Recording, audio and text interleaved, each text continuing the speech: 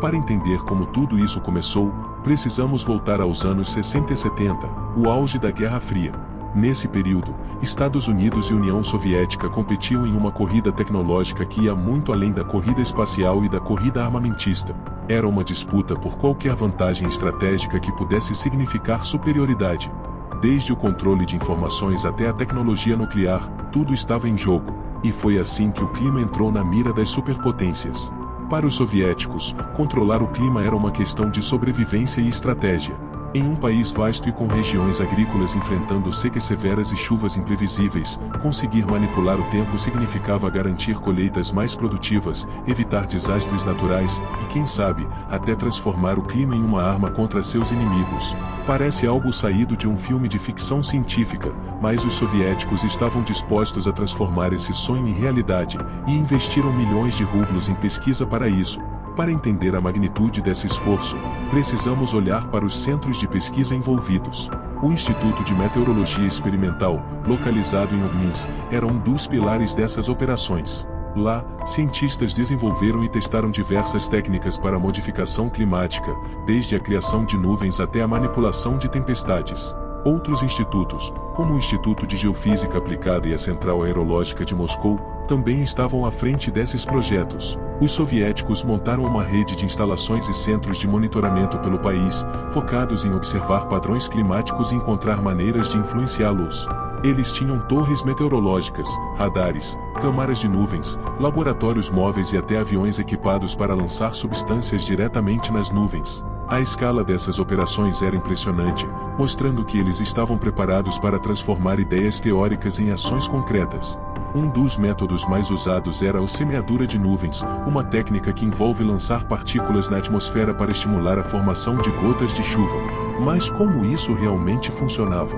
Quando uma nuvem está carregada de vapor, ela precisa de partículas, chamadas núcleos de condensação, para formar gotas de água e eventualmente cair como chuva. Os cientistas soviéticos descobriram que, ao liberar iodeto de prata, sal ou até dióxido de carbono, poderiam acelerar esse processo. Essas operações foram aplicadas em diversas regiões agrícolas, como o Vale do Alazani, na Geórgia. Lá, canhões de 100 mm disparavam partículas de sal nas nuvens, enquanto foguetes com misturas de iodeto de prata e outras substâncias eram lançados para aumentar a precipitação e evitar o granizo. A técnica parecia promissora, e havia relatos de que as operações resultaram em um aumento de até 30% na precipitação em algumas áreas. Mas, é claro, nem tudo eram flores. Agora, imagine a seguinte situação: você é um agricultor no Cáucaso e vê uma tempestade se formando no horizonte.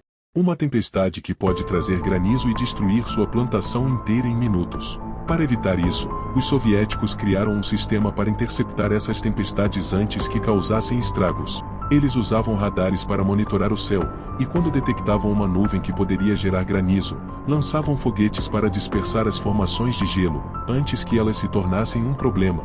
Na Moldávia, essas operações eram tão grandes que cobriam 730 mil hectares de terras agrícolas.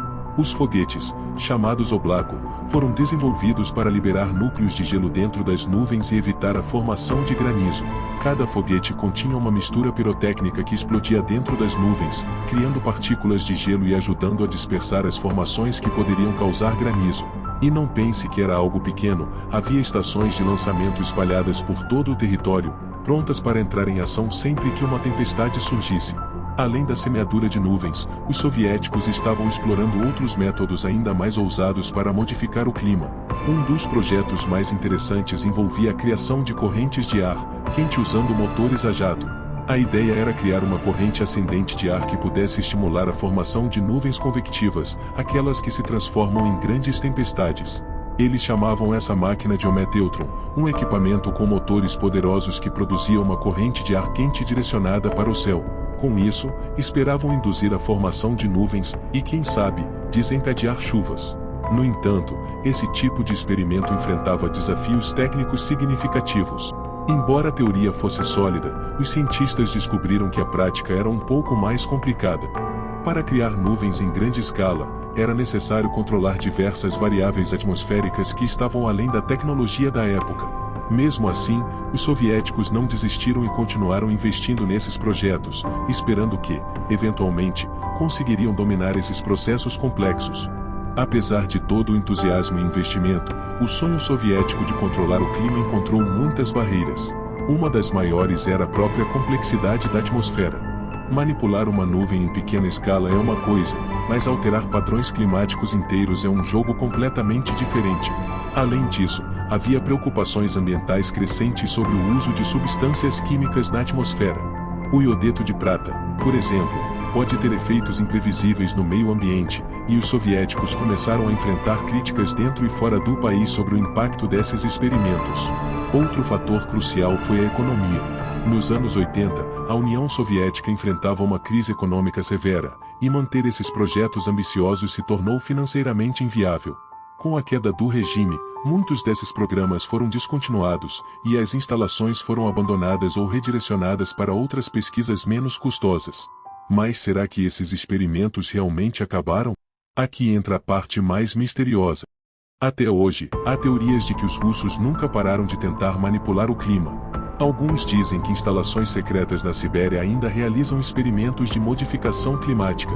Outros acreditam que eventos climáticos extremos ao redor do mundo possam ser resultados de tentativas fracassadas de manipular o tempo. Embora não haja evidências concretas para sustentar essas afirmações, as teorias de conspiração continuam a circular, alimentadas pela aura de segredo que cercava esses projetos soviéticos. Ainda que muitos dos projetos tenham sido oficialmente encerrados, o legado dessas tentativas soviéticas de modificar o clima continua vivo de várias formas. As técnicas de semeadura de nuvens, por exemplo, ainda são usadas em alguns países para aumentar a precipitação em períodos de seca. Além disso, a ideia de manipulação climática nunca deixou de ser um tema quente, tanto na ciência quanto na geopolítica. Hoje, tecnologias como geoengenharia e a dispersão de partículas na atmosfera são discutidas como possíveis soluções para problemas como a mudança climática global. Mas esses projetos modernos trazem à tona questões éticas e ambientais semelhantes às que surgiram na época da Guerra Fria. Será que manipular o clima em benefício de alguns não pode causar catástrofes imprevistas para outros? Esses dilemas nos levam a pensar sobre até onde a humanidade deve ir na busca de controlar forças que, talvez, não possamos compreender totalmente. O projeto soviético de controle do clima é um exemplo fascinante de como a ciência pode ser usada para perseguir sonhos ambiciosos, mas também de como esses sonhos podem esbarrar em limitações que não conseguimos superar. Por mais que tentemos controlar a natureza, ela ainda se mostra imprevisível e cheia de surpresas. E isso nos faz pensar: será que um dia realmente teremos o poder de controlar o clima? Ou a natureza continuará sendo uma força que não podemos domar completamente? Se você curtiu essa viagem pelo passado e aprendeu algo novo sobre esses projetos misteriosos da Guerra Fria, deixe o seu like, se inscreva no Nexus Lumens e compartilhe esse vídeo com seus amigos que também adoram uma boa história de conspiração e ciência. Ative o sininho para não perder nenhum conteúdo fascinante como esse. Até o próximo mistério.